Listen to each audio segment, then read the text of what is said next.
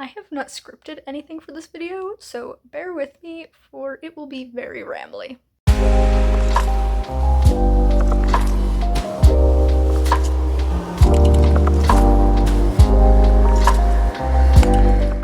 Hello everybody, my name is Danny and welcome back to my channel. Today I have just a little chatty video. I've had this topic on my mind for a few days now and I just really wanted to talk about it, and that topic is the inevitability of the story. And basically what I mean by that is the fact that when you start a story, whether that's you start reading a book or you start watching a movie or anything like that, that story's already done. It's already decided what happens. There is no changing of the story. It happened a long time ago, but it's also happening currently. I don't know how better to explain it. It's just this idea that I'm like fascinated by, and I wanted to discuss it. I have some quotes, different media that I want to reference in this idea, and yeah, we're just gonna do a little bit of chatting. So first up, I want to talk about The Bad Beginning by Lemony Snicket. This is the first book in the series Unfortunate Events. And I just want to read this first page for you guys because I think it sums up my ideas like perfectly about this topic. So it says, if you're interested in stories with happy endings, you would be better off reading some other book. In this book, not only is there no happy ending, there is no happy beginning, and very few happy things in the middle.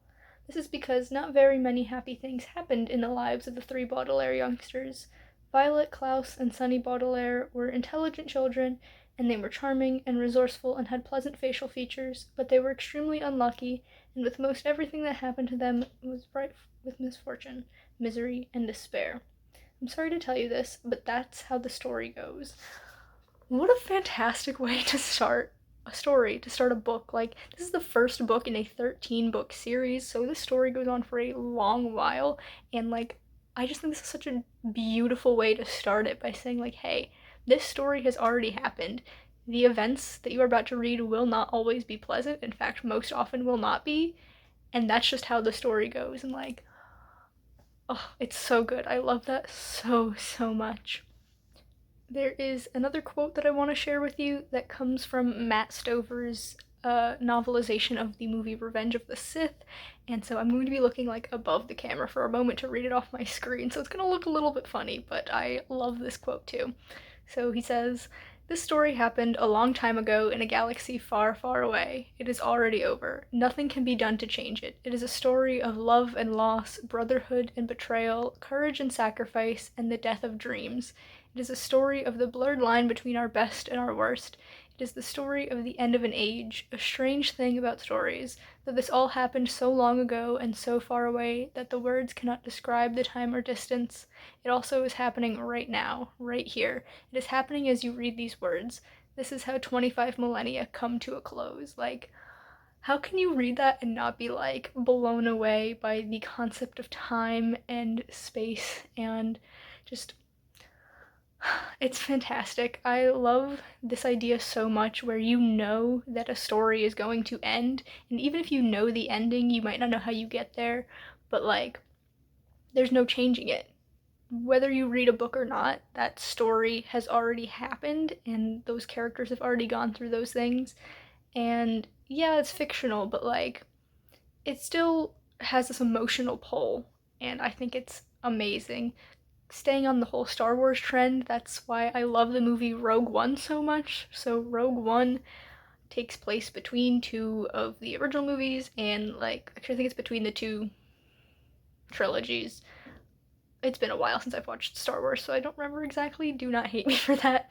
But like, you know how it ends. You know everyone is going to die, and yet you allow yourself to feel for these characters. You let them into your heart and you get their emotions entangled with your own, and it's just like this insane catharsis moment, at least for me.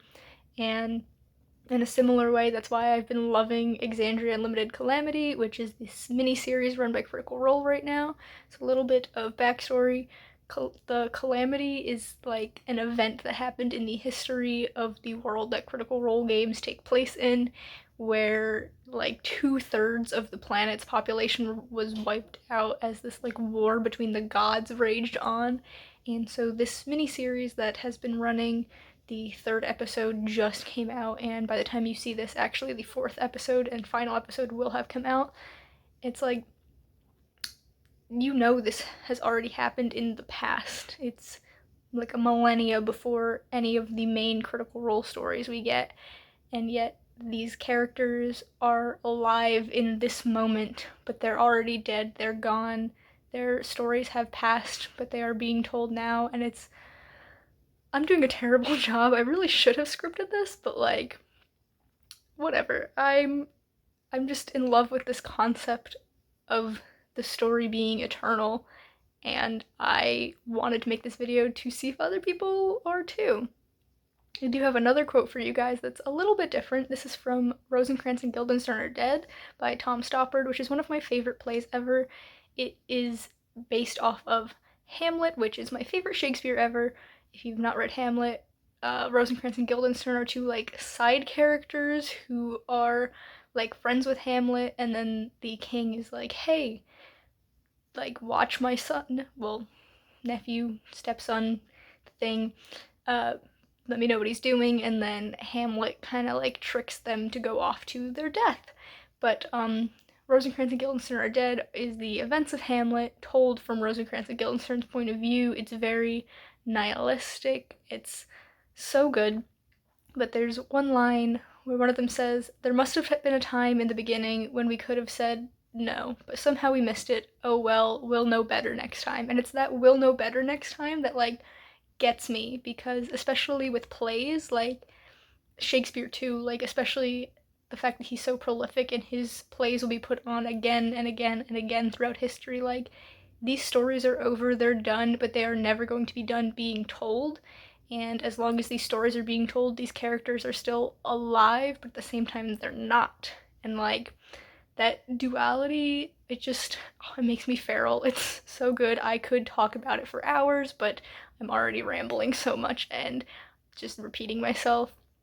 I just cannot get over this concept. I think about it all the time, especially since I started watching EXU Calamity, because that's the whole point, is that this is a thing that has happened so long ago. It's a thing that I think about anytime I read a prequel, is the fact that like this happened so long before the events of the story, and like we already know the outcome, and yet we can't help but get into the story despite that. And I think I might stop myself there, because I could go on for ages. I just wanted to make a quick little video about this. One, because I needed a video, and two, because this is a topic that I really love. So yeah, that is all from me today. If you enjoyed this video somehow, then please be sure to give it a big thumbs up. You can subscribe to my channel for more content, and that way I will see you in the next one. Bye guys!